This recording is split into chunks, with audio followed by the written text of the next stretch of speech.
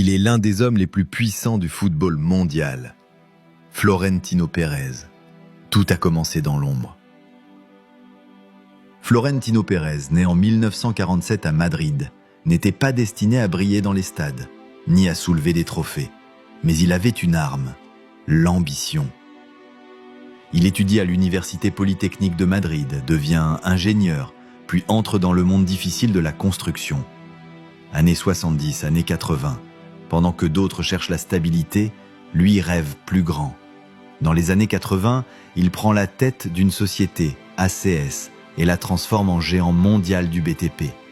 Florentino devient un milliardaire.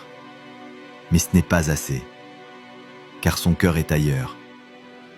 En 2000, il se présente à la présidence du Real Madrid. On le prend pour un fou. Le club est endetté, sans grande vision. Il promet « Je ferai venir Figo ». Tout le monde rit. Une semaine plus tard, Figo signe au Real. Le projet des Galactiques est né. Il transforme le Real Madrid en une machine de rêve. Sur le terrain, les meilleurs joueurs du monde. En dehors, une marque mondiale. Il transforme le Real en entreprise de marketing, en marque globale. Mais le succès sportif ne suit pas toujours. Et en 2006, il démissionne. Échec ? Pas pour lui. Il apprend, il observe, il prépare son retour. En 2009, Florentino revient. Cette fois, il ne veut pas que des stars. Il veut gagner.